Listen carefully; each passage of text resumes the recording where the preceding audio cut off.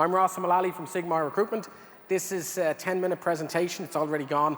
I have 47 slides. Hold on to your hats because this is going to take we have to get through this quickly. I need audience participation, please. So, intentional attraction, the moments between the moments where the war for talent is won. Does anybody know what that means? I don't know what it means, right? Because I didn't make it up. Robbie gives me these every Christmas. I reckon he has a couple of ports and then plays a game of Scrabble and says, what are you going to do with that? But I know he does it to challenge me, right? So I said, okay, he's challenging me. What'll I do? I'll do some half-ass internet research. So I talked to my friend, Osimo, ChatGPT, right? So ChatGPT said, don't know. Need more context. So I said, no, come on, Rossi, you got to really, really, really try here. You got to do some more research. So I went back to the internet and I found this quote from Bowie, so it means that it is true. It's the moments when you just know that you know, isn't it? Yeah. And I'll give you example. I said, hold on a second, I know what he's on about. Because you know Top Gun, the first Top Gun movie, not the new Top Gun, where he goes into the bar and he starts singing, you never close your eyes anymore when I kiss your lips. And you're like, that's a moment, isn't it? Now, is that a good moment or a bad moment? Right? I can tell you that is a bad moment. She's like, this guy's a jackass, right? So I need to apologize for the title of this presentation because it should be called Intentional Repulsion. The moments between the moments when the war for talent is actually lost, right? So I thought about these moments and I said, these things happen all the way through the recruitment process and they happen right at the start, and this feels really weird to tell the story. So Robbie, Mike, Frank, 80. This was ages ago, right? Ages ago. When I worked in Sigmar, I had a client and I got on really well with them and they said, listen, would you ever come think about working for us? And I said, no, grand, I'm fine. They said, come on, just meet us for lunch. And they said, yeah, sure, why not? So I got dickied up and I went off down to the Conrad Hotel and I got there and the guys were eating before me, right? Now, that was a moment for me. Do you think it was a good moment or a bad moment? It was a bad moment, yeah. So that wasn't a good moment. And there's other moments that these happen, and these were nice guys. They didn't mean to offend me, but they did. My nose is out of joint. I'm human, right? So during the recruitment process, you could have it in the middle, and you could have, say, a manager has something genuinely to do, and he has to cancel, or she has to cancel the interview at the last moment.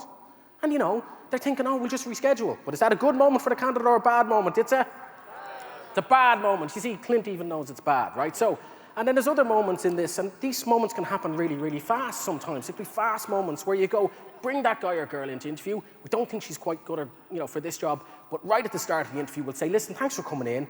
We'd actually like to talk to you about this crappier job. But we think that you can get your feet under the table, and you could be, genuine about that, but that is a bad moment. Come on, it's a bad moment, right? So, bad moment, right? Bad moment, go away, right? Next moments, slow moments. These are the worst kind of moments.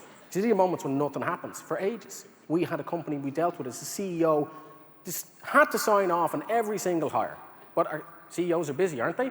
So they took up to 3 weeks to sign off on the hire.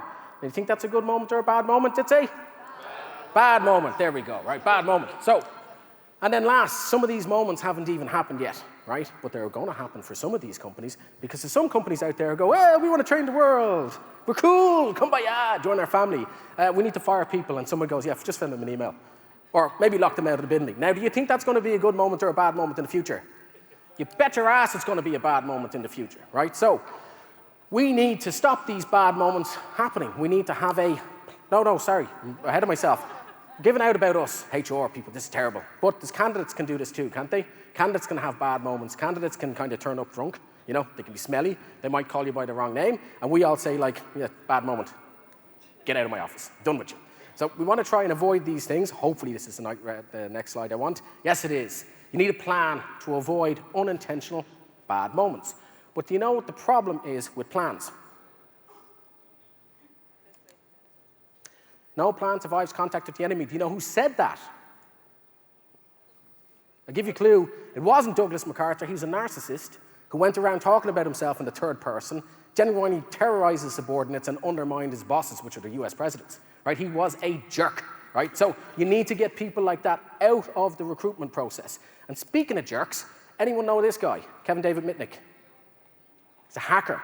Right? His hobby when he was a kid was hacking into all the major US firms. And he was pretty good at it, so much so, he spent 5 years in prison and got himself on the FBI's most wanted list. Now, the reason, he's a consultant now, by the way, he's a good guy, he's not a jerk, right? But he hacked into these companies because he realized that People are the weakest link, right? Now, and he did this by a method called social engineering. And social engineering is basically using people's nature against them, right? And we're going to try it right now. Would anybody like to tell me the name of this band? It's Meth Alaka. There we go. You shouldn't have laughed, but you did, right? Because this is what social engineering is. And other aspects of social engineering would be if you're walking up to hackers or people who want to get into buildings will walk up with a cup of coffee, hands laden in, and your better nature will open the door, right? They'll open the door for them. Because as I said, we're the weakest link. Now, you know what that is? It's not a mistake. That's a moment that's not happening.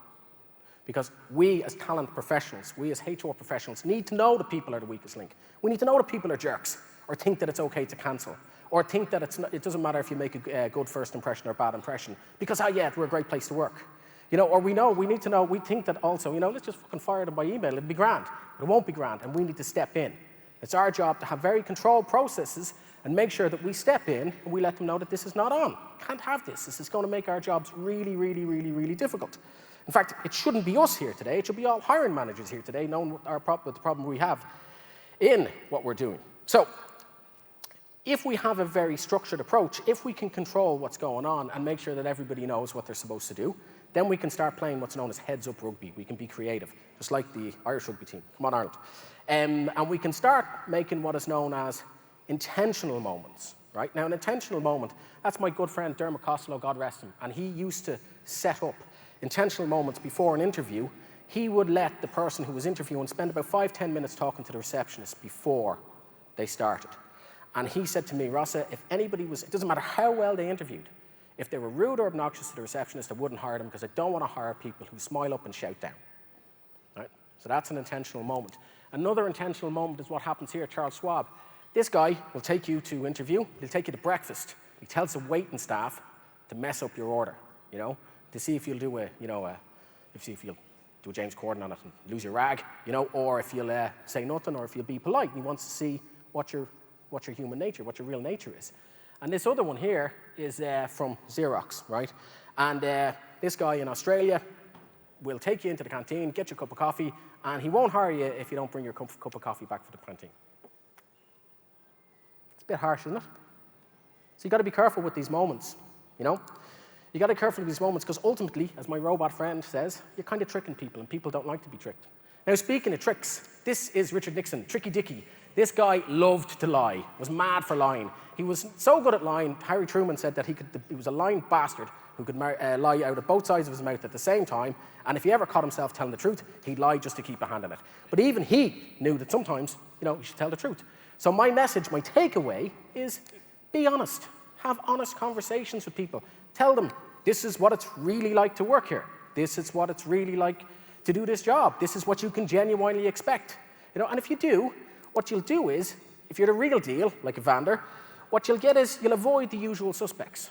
The questions that are bullshit and the answers that are bullshit. I work well on my own initiative, but also within a team. It's like, you're hired. Like, nonsense. Now, if you get people giving you real answers, is that a good moment or a bad moment? It's a good moment. That's a good moment, right? And if some people, through the interview process, if they say, do you know what? Really appreciate your time. I really appreciate what you're trying to do here, but I don't think I'm the guy or girl. Is that a good moment or a bad moment? It's a good moment, isn't it? That's what we want, right? But sometimes, rarely, for the NASA guys, all the stars align. And everybody knows, shit, this is the right job for me, and these are the right people for me, and the company feels the same thing, and you know that this is the hire that we want. That's not a good moment, it's a great moment. And they are the moments that we want. And that is 30 seconds to spare. These have been the moments. Thank you very much, ladies and gentlemen.